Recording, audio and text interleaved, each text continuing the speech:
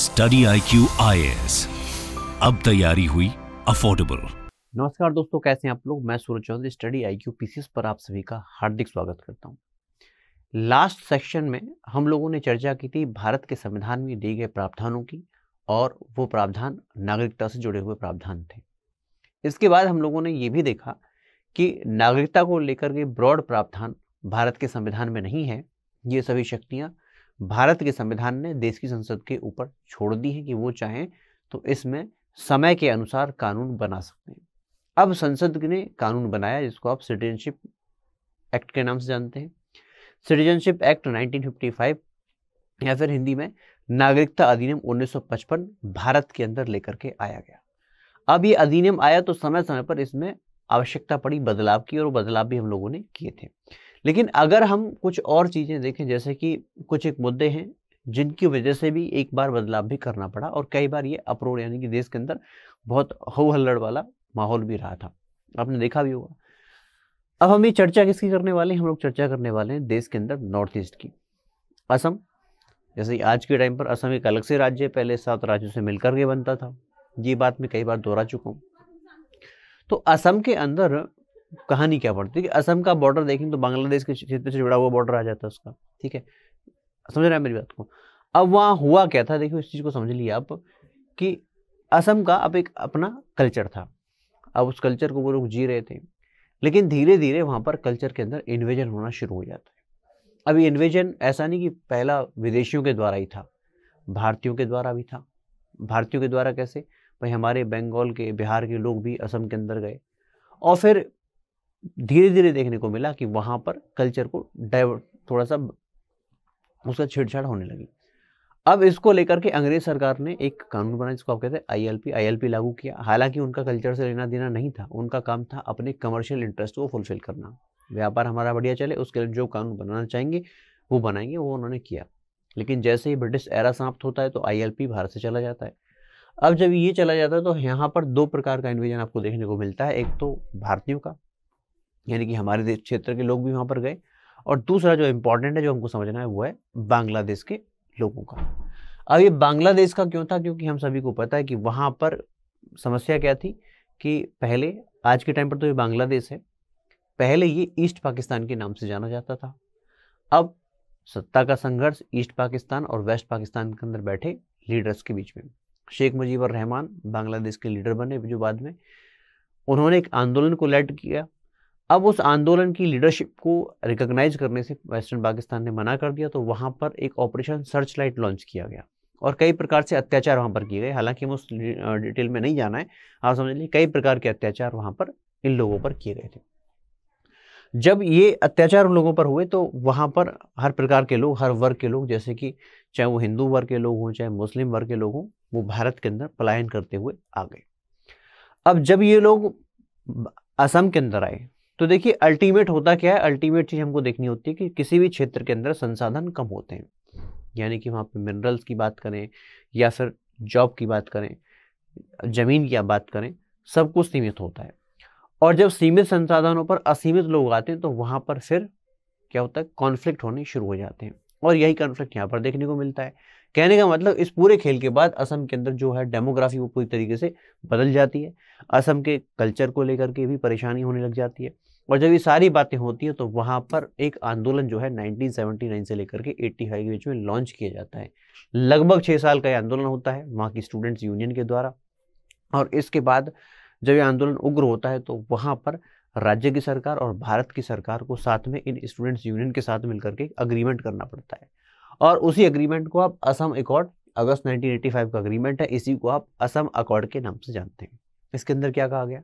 इसके अंदर कहा गया भाई देखो ऐसा है, जो लोग बाहर से आए हैं, यानी कि कौन से वाली बात हो रही है, जो लोग बाहर से आए हैं उनके लिए हम एक NRC तैयार करेंगे, एक लिस्ट तैयार करेंगे, जहां पर हम अपने सिटीजन्स को जगह देंगे, और जो उस लिस्ट के अंदर नाम जिसका नहीं आएगा उसे हम डिपोर्ट कर देंगे, यानी कि उसका निर्वासन कर देंगे।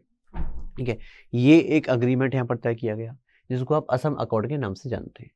अब असम अकॉर्ड में जब आपने ये कहा कि निर्वासन कर देंगे, डिपोर्ट कर देंगे, तो डेट कौन सी रखी जाएगी? तो डेट यहाँ पर रखी गई थी 25 मार्च 1971, और उस डेट का कारण क्या था कि यहाँ पर इसी डेट के दिन आप देखेंगे ऑपरेशन सर्चलाइट जो है वो लॉन्च किया गया था बांग्लादेश के अंदर। तो इस डेट को हमने कट ऑफ लिया।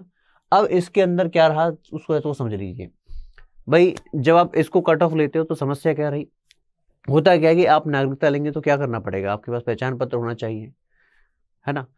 अब थोड़ा सा राजनीति भी ऐसी होती है, कई बार हुआ क्या कि जो लोग 1971 से पहले, एक लंबे समय से पहले, यानी कि 66 से 65 के आसपास भी आ गए थे, या 67 के इलेक्शन से पहले आ गए थे, तो जब चुनाव होता तो चुनाव के समय पर लोगों के पहचान पत्र, वोटर ID कार्ड और साथ में जो है इलेक्टोरल रोल में नाम चढ़वाना कोई बड़ी बात उस समय पर नहीं होती, आज के टाइम पर भी नहीं होती है।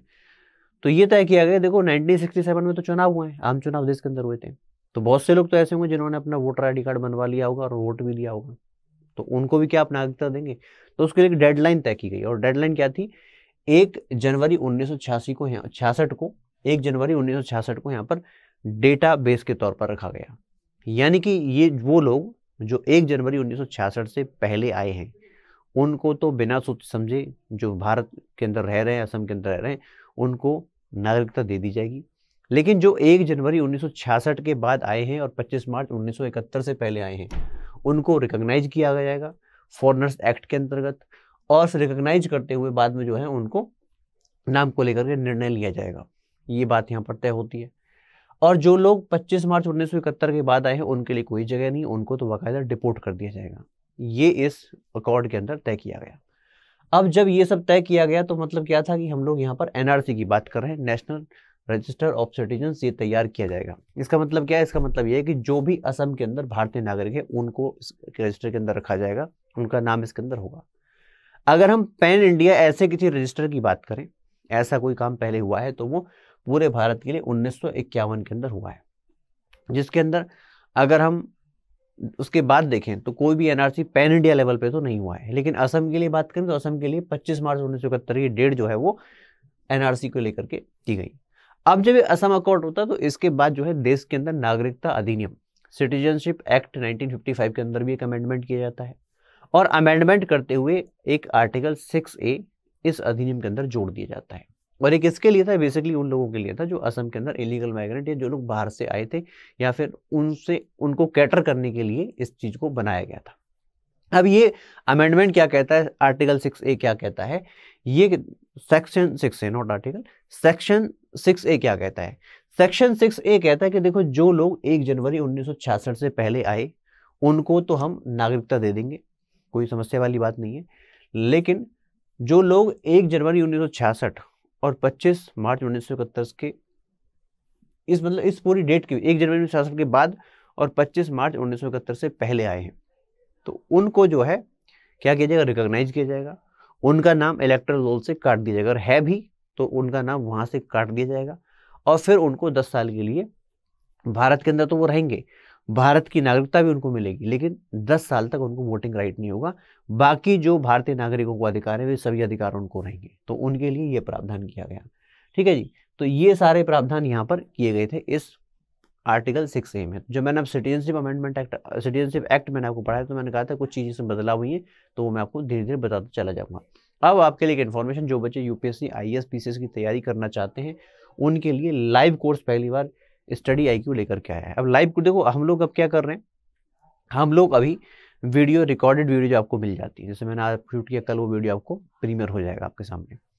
अब होता क्या है भाई, अब बहुत से बच्चों के क्वेश्चंस होते हैं, उनको मेंटरशिप चाहिए, आंसर राइटिंग के लिए जो है मेंटरशिप चाहिए, साथ में बहुत सारे क्वेरी होते हैं।